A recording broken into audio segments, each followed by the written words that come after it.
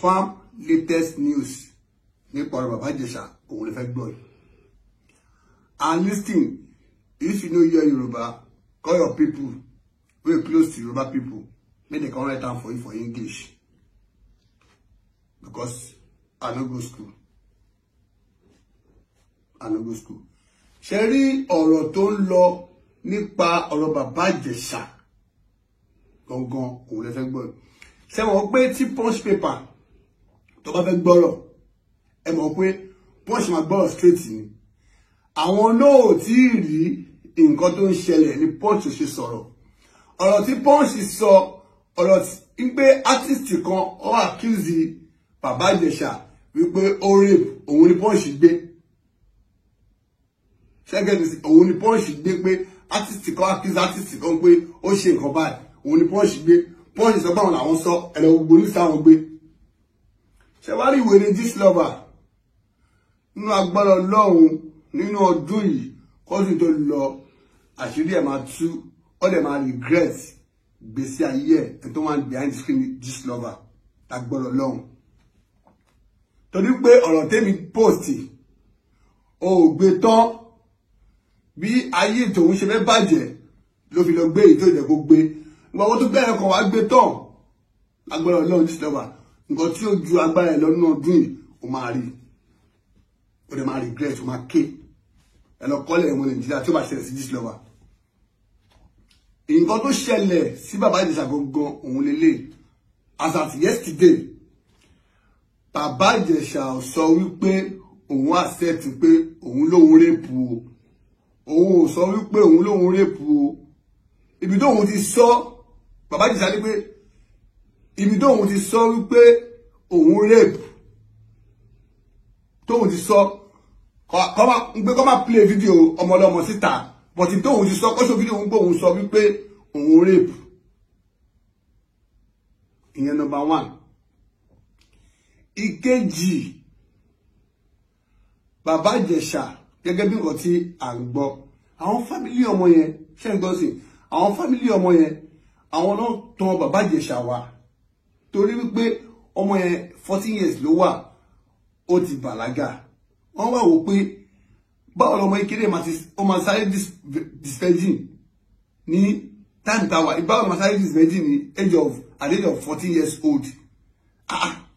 So àwọn family never ṣe investigation pé àwọn fẹ́ mọ̀ àwọn tí wọ́n ṣe iṣẹ́ ìtọ́wọ́lé ọmọ ìkéré báyìí tó disvirgin àwọn fẹ́ mọ̀. First suspect tó máa kọ́ rí ẹni tó máa ń bá ṣeré ní Baba Ijesha ìgbà tó kéré tó máa ń pè ní ìyàwó mi àwọn ilé òṣì tó jẹ́ kó máa bá ọmọdé ṣe. Àwọn àwọn pé kó tó Baba Ijesha wà kó gbé kámẹ́rà sí inú ibì kan bí tí ilé àwọn èèyàn gbé kámẹ́rà lẹ̀ Baba Ijesha wọ́n pè wá wọ́n wọlé wọ́n mọ̀ fún wọn àtàwọn ẹlẹ̀ wọ́n fẹ́ wo eré tí ó máa bá ṣe wọ́n fẹ́ wo bóyá ó máa rí pàbí kò ní léèpù ẹ̀. Kámẹ́rà wa gbé wípé Baba Ijesha ń di ọwọ́ mú kámẹ́rà wa gbé wípé Baba Ijesha ń di ọwọ́ ọmọ mú. Àwọn abìnrin àwọn ọlọ́pàá ń pé ṣé inú fídíò tẹ́rí yẹn ṣé Baba Ijesha ṣó fọwọ́ kan ní ara bí ó ń tẹ̀ lára àbó fọwọ́ kan lábẹ́ àbó ṣoríṣiríṣi kílọ̀ kan ọlọ́pàá sọ wípé àwọn ò rí nǹkan tó jọ àwọn ò dẹ̀ sọ wípé ó rape ọ̀rọ̀ tó lọ́ta àwọn ọmọdé ti ní pé ó rape. Wọ́n kọ́ accuse fún pé accuse sí pé wọ́n ló rape. So punch gangan ò sọ wípé punch paper mo believe wọn gan kò sọ wípé ó ṣe kí ni ipò rape. Wọ́n ní pọ́lọ̀ artist kan sọ wípé Baba Ijesha rape.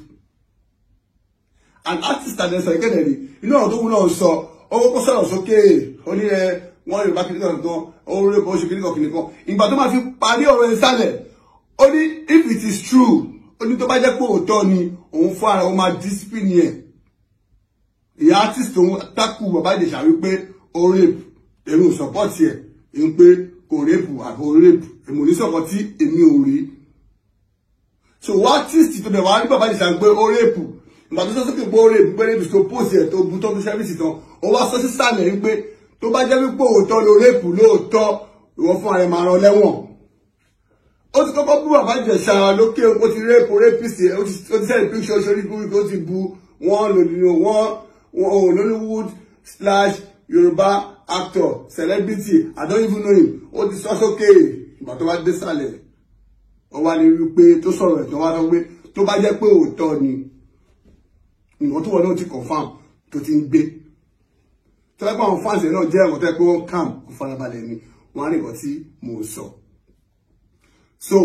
nǹkan tó ṣẹlẹ̀ ní àzàtàná nìyẹn àwọn ẹbí ọmọ yẹn lọ fẹ́ confam torí pé ọmọ yẹn kéré ní 14 years old báwo lè sáré disvirgin òun lọ fi tọ Bàbá Ìjẹ̀ṣà wá so kò tó wá nínú kámẹ́rà ọlọ́pàá ní pé àwọn ò rí pé ó rí ipò mọ́nú kámẹ́rà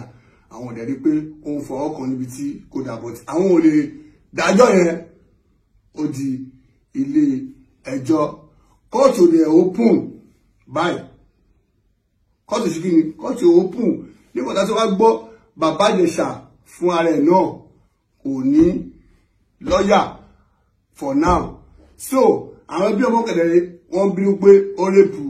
ọmọ yẹn Bàbá Ìjẹ̀ṣà lè sọ wípé ibi tóun ti rẹ́pù ọmọ kọ́mọ sọ́bẹ̀